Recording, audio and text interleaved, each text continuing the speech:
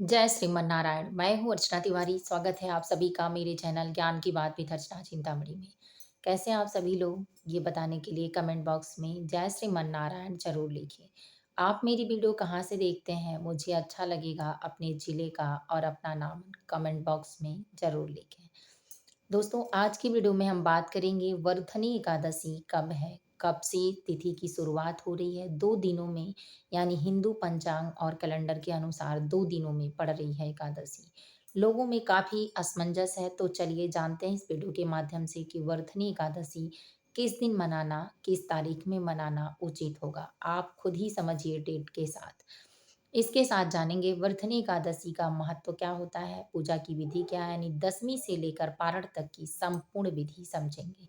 तो आप मेरे साथ मेरे वीडियो में एंड तक बने रहिए, वीडियो को पूरा वॉच करिए जिससे आपको पूरी जानकारी प्राप्त हो। एक लाइन छोड़ जाने की वजह से आपका महत्वपूर्ण चीज़ छूट जाता है, तो काफ़ी आपके जीवन में व्रत का अगर गलत फल मिलता है तो आपकी मेहनत बर्बाद हो सकती है। तो इसलिए आप मेरे साथ मेरे वीडियो में एंड तक बने रहिए। अगर आप मेरे चैनल पर पहली बार आए हैं, पहली बार मेरी वीडियो देख रहे हैं, तो चैनल को सब्सक्राइब करके वीडियो को लाइक कर लीजिए ताकि आने वाले मेरी हर वीडियो का नया नोटिफिकेशन आप सभी को पहले प्राप्त हो जाए। चलिए जानते हैं। वर्धनी एकादशी वैशाख मास में एकादशी तिथि पर पड़ती यानी वैशाख मास के कृष्ण पक्ष के एकादशी तिथि पर मनाई जाती है। यह वर्धनी एकादशी भगवान विष्णु को समर्पित है। वैशाख मास में पड़ने वाली एकादशी भगवान विष्णु को समर्पित है, लेकिन इसके साथ इस व्रत का काफ़ी विशेष महत्व बताया गया है शास्त्रों में। भगवान विष्णु की विशेष कृपा प्राप्त करने के लिए भक्त उनके इस व्रत को करते हैं और अपने जीवन में सुख समृद्धि को लाते हैं। एकादशी का व्रत जैसा कि आप सभी को पता है कि दसवीं तिथि से शुरू हो जाता है और ये व्रत 3 दिनों तक रहता है। दशमी, एकादशी और द्वादशी। द्वादशी तिथि में पारण का भी आपको फल प्राप्त होता है। दसवीं तिथि से आपका व्रत पालन करने का फल प्राप्त होता है और एकादशी व्रत करने का फल प्राप्त होता है। इसीलिए इस व्रत को सभी व्रतों में श्रेष्ठ माना गया है।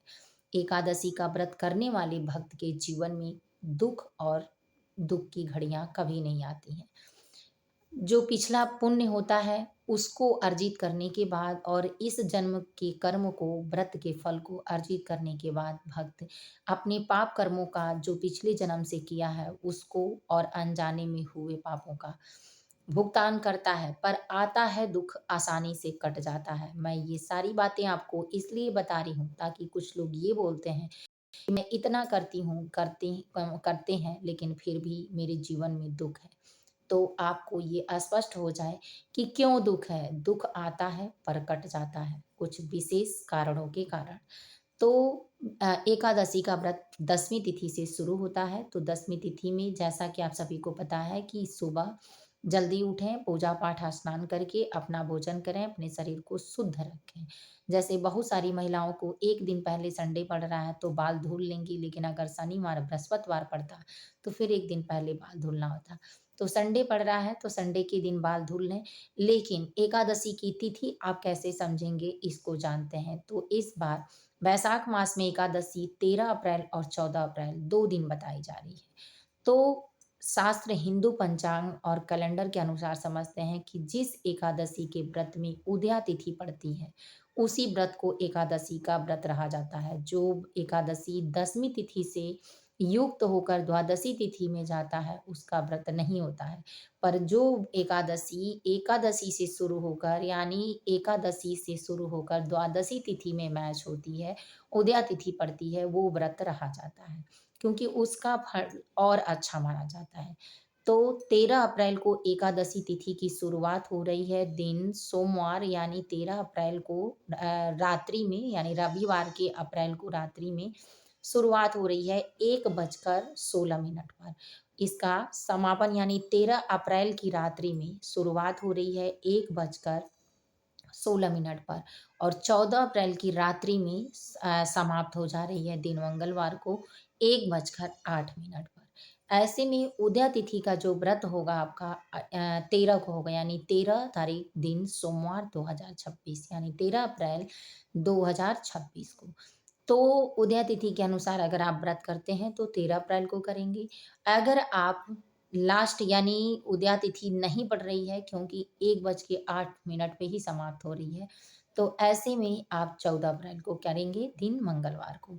आप देख लें कि आपके अगल-बगल, आपके घर के सभी लोगों के बीच क्या चल रहा है, तो कैसे रह रहे हैं, उसके हिसाब से व्रत रहें।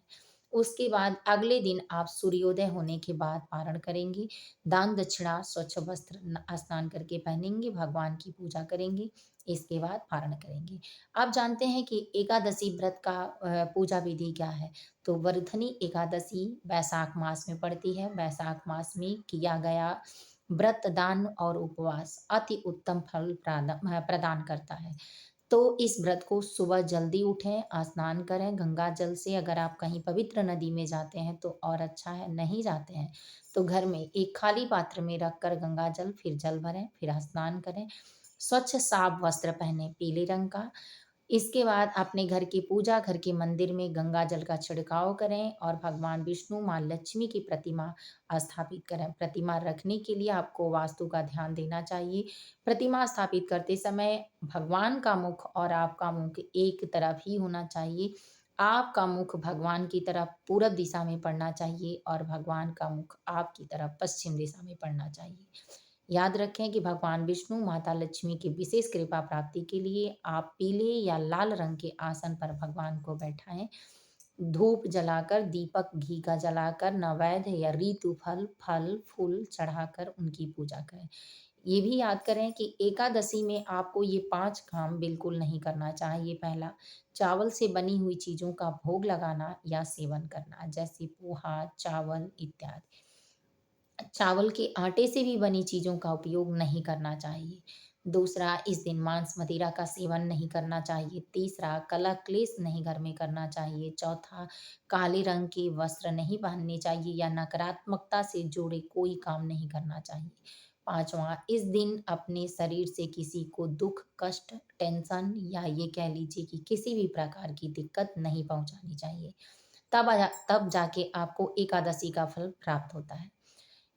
उसके बाद आप पूजा करके आरती करें भगवान की, पूरा दिन भजन कीर्तन करें, शाम के समय फिर से पूजा करें और जिस तरह से नियम से आप करते हैं उस तरह मन करे स्नान करें, नहीं करें तो हाथ पैर धुल के अपने शरीर को पवित्र रखें, ये सबको पता है।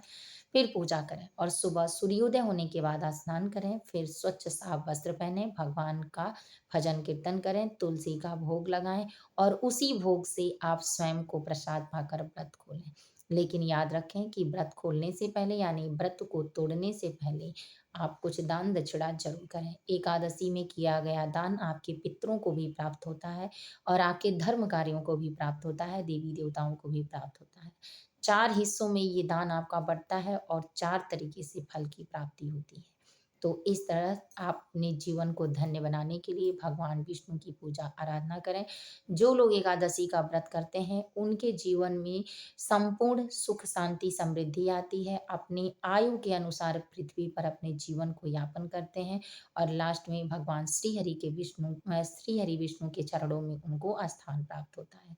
तो उम्मीद है कि ये वीडियो आपको समझ में आई होगी और आप जान चुके होंगे कि एकादशी व्रत की तिथि क्या है, कब व्रत रहना है, कैसे नियम का पालन करना है। फिर मिलती हूँ एक नए वीडियो में नए ज्ञान के साथ।